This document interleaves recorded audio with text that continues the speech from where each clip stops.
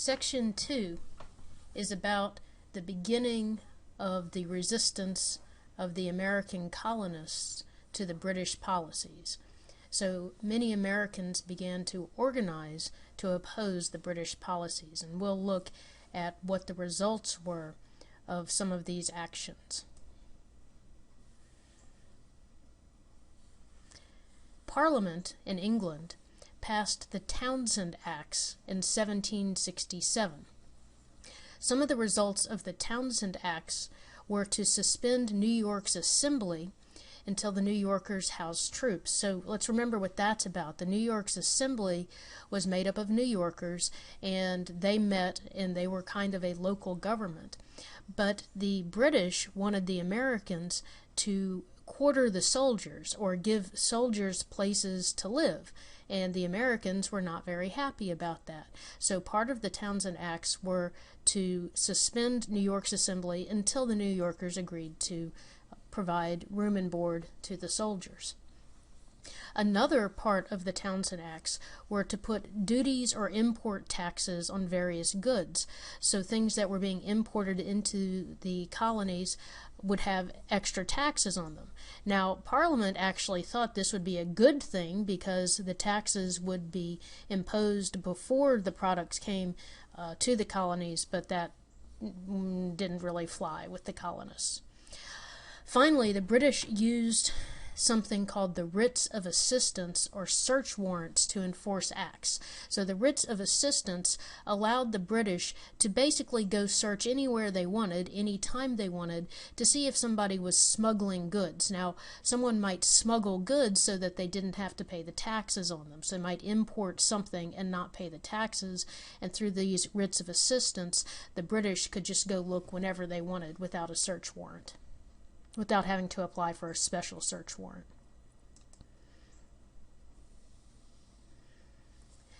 So the colonists began to protest this. First, they did not like the Townsend Acts at all. The New Yorkers were angry about the suspension of their elected assembly. They had elected these people, and they thought that the assembly could speak for the people, and the British suspended that and said they couldn't have that anymore. Many colonists were angry about taxation without representation. The colonists did not have any members in Parliament, and Parliament passed these laws to impose taxes on the colonists, and the colonists said, well, that's not fair. You know, if we're the ones being taxed, we ought to have some say in it. They also were unhappy about these writs of assistance and said they violated their natural rights. And so their natural rights, they said, included the right not to be searched for no reason. So the colonists were pretty upset. So they began to protest. One way they protested was that the colonists in Boston announced another boycott of British goods in 1767. So what that means is they said they were not going to buy any British goods.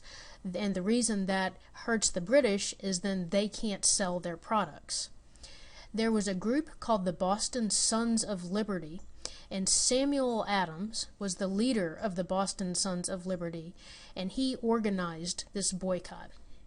Now, the boycott was popular and began to spread throughout the colonies. So it started in Boston, but then it spread to the other colonies. There was another group of women called the Daughters of Liberty, and the Daughters of Liberty also participated, and they asked the colonists to use products made in America.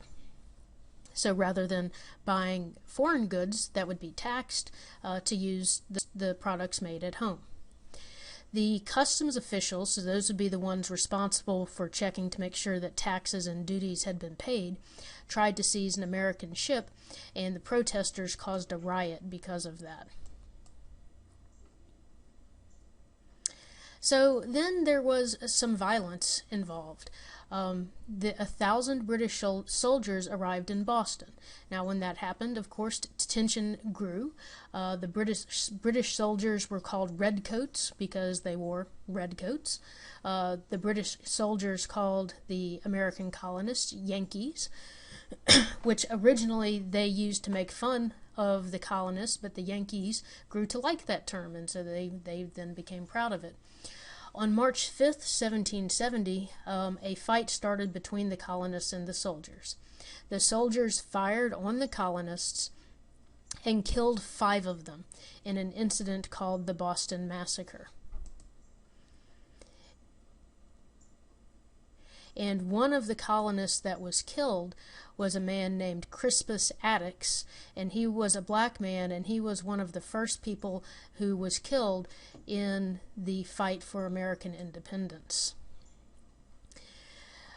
The soldiers who fired on the colonists were charged with murder, and so they were arrested, and they were defended by a lawyer named John Adams. So John Adams defended the soldiers. Now, John Adams was actually a cousin of Samuel Adams, who was the leader of the Boston Sons of Liberty. The soldiers ended up being set free, but the Boston Massacre, as it came to be called, became a symbol of British tyranny. So when the colonists were trying to describe how the British were oppressing them, they would talk about the Boston Massacre.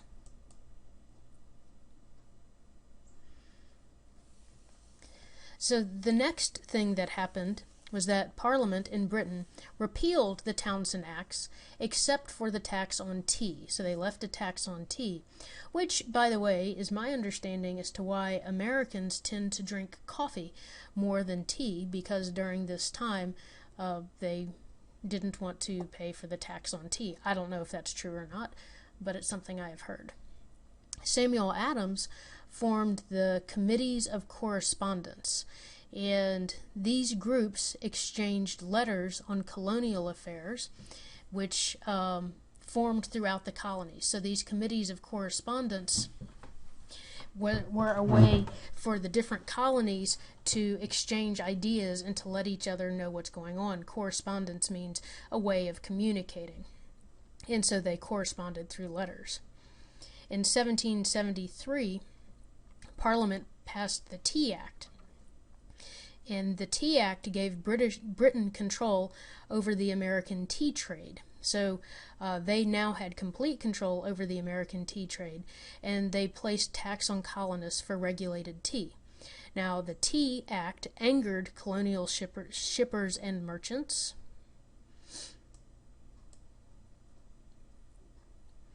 And so they protested with something you've probably heard of called the Boston Tea Party. And the protests against the Tea Act took place throughout the colonies, and the Sons of Liberty organized a specific protest known as the Boston Tea Party. And on December 6, 1773, men disguised as Native Americans boarded 3 tea ships. This shows the colonists throwing the tea overboard in Boston Harbor. They destroyed 342 chests of tea. Many colonists rejoiced at the news, and Britain said they wanted repayment, and they wanted the men responsible brought to trial.